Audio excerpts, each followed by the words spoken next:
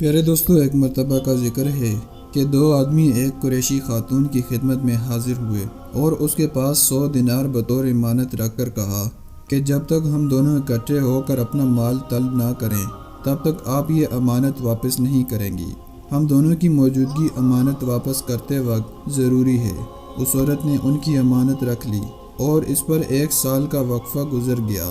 1 سال کے بعد ان دونوں میں سے ایک شخص اس خاتون کے پاس آیا اور کہنے لگا کہ میرے دوسرے ساتھی کا انتقال ہو گیا ہے، اس لیے جو 100 دینار ہم نے تمہارے پاس امانت رکھے ہیں مجھے دے دو۔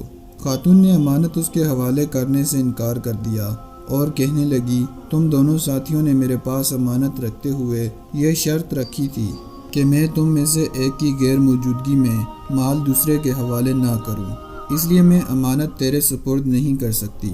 پیارے دوستو، اس آدمی نے خاتون کے اہل خانہ اور اس کے پڑوسیوں سے مدد طلب کی۔ ان لوگوں نے اس خاتون سے سفارش کی کہ اس کو امانت دے دو کیونکہ اس کے ساتھی کا انتقال ہو گیا ہے۔ لوگوں کے بے حد اصرار اور سفارش پر اس عورت نے امانت اس شخص کو دے دی۔ ادھر اس بات کو 1 سال اور گزر گیا تو دوسرا شخص جس کو اس دوست نے مرا ہوا ظاہر کیا تھا اور آ کر امانت طلب کی۔ خاتون نے بتایا کہ تمہارا دوسرا ساتھی آیا تھا اور اس نے بتایا کہ تمہاری وفات ہو چکی ہے، اس لیے میں نے امانت اس کے حوالے کر دی۔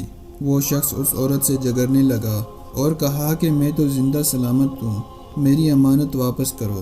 عورت نے کہا کہ میں تو رقم تمہارے ساتھی کو دے چکی۔ اب اس عورت کے خلاف مقدمہ حضرت عمر فاروق رضی اللہ تعالی عنہ کی عدالت میں پیش کر دیا گیا۔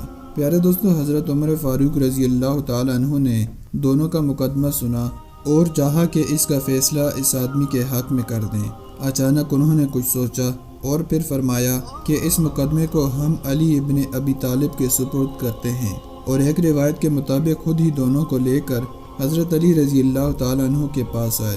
حضرت علی رضی اللہ تعالی عنہ نے دونوں کے بیانات سنے اور معاملے کو بانپ گئے کہ اس عورت کے ساتھ دھوکہ ہوا ہے۔ چنانچہ فرمایا، کیا تم نے اس خاتون سے یہ شرط نہیں رکھی تھی کہ مال ایک کی غیر موجودگی میں دوسرے کے حوالے مت کرنا؟ اس آدمی نے جواب دیا، ہاں یہ شرط تو رکھی گئی تھی۔